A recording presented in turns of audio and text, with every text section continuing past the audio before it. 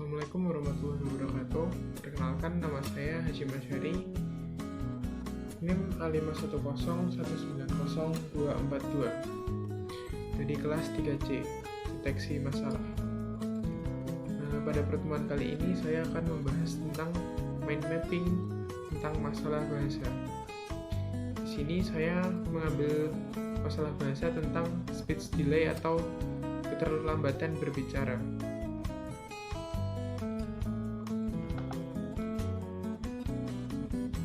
Jadi, apa itu speech delay?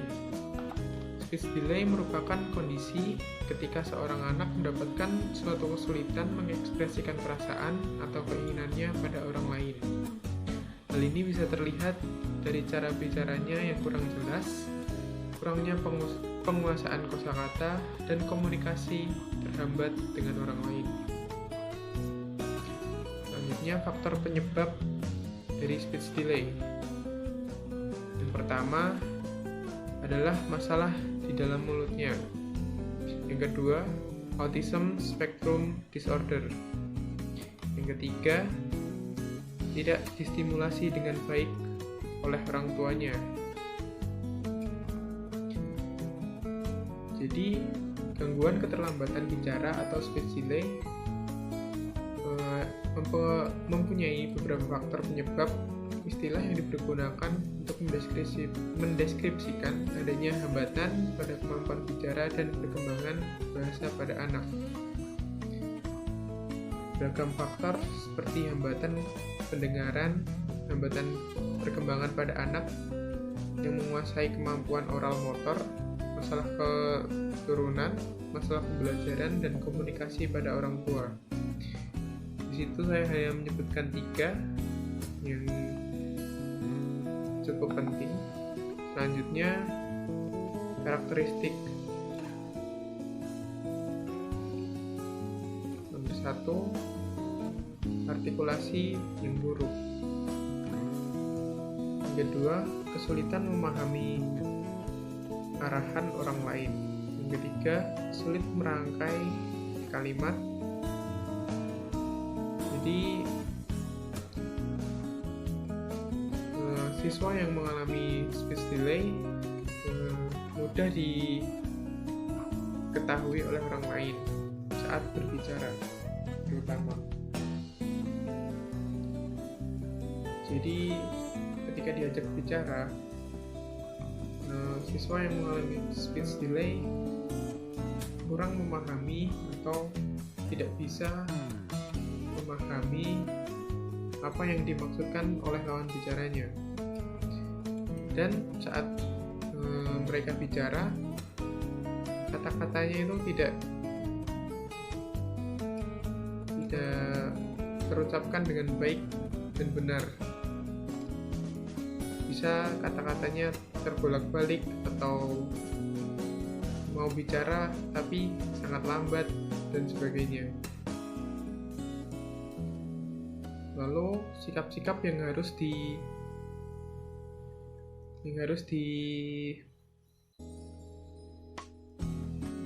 kepada siswa dari berbagai macam kalangan. Yang pertama, sikap guru. Yang pertama, selalu memperhatikan siswa. Yang kedua, sering mengajak berbicara kepada siswa. Yang ketiga, sabar dalam memberi arahan. Jadi, sudah seyogyanya guru selalu mengajak siswa agar bisa berlatih dan mempertajam artikulasi bicaranya. Dan dengan sering mengajak bicara, sehingga mereka dapat mengolah kemampuannya agar lebih baik lagi. Dan selalu memberi arahan agar mereka belajar dalam berbicara dan belajar dalam berartikulasi dan memahami perkataan dari orang lain. Yang kedua, ada sikap dari keluarga. Sudah seharusnya ya keluarga mensupport mungkin anak mereka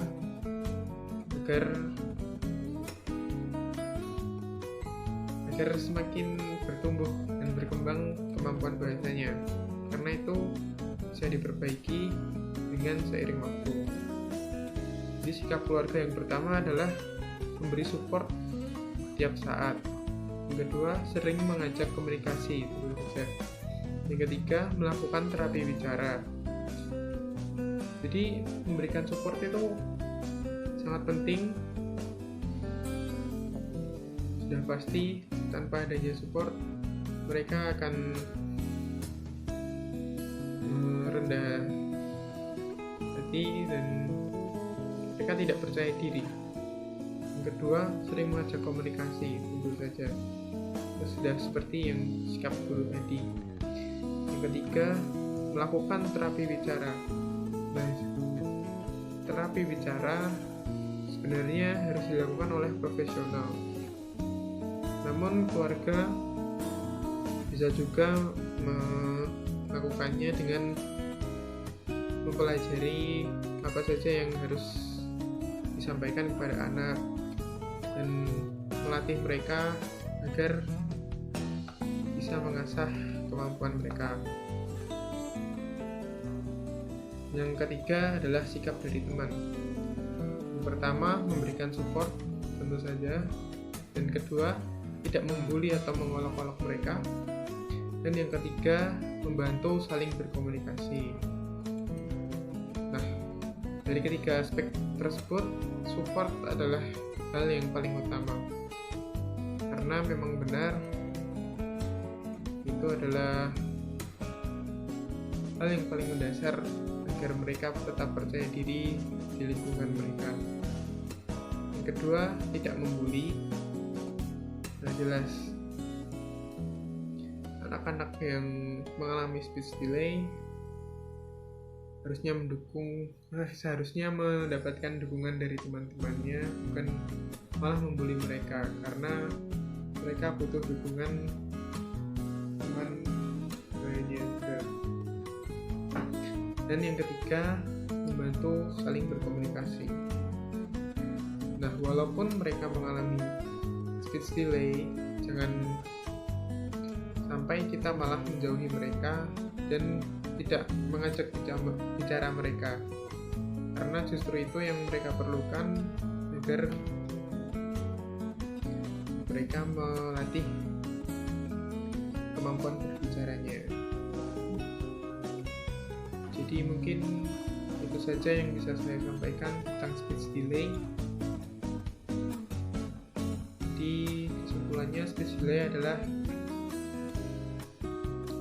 kemampuan berbicara yang kurang baik dan kemampuan berbicara dengan penguasaan kosakata yang minim dan komunikasi yang terhambat dengan orang lain. Assalamualaikum warahmatullahi wabarakatuh.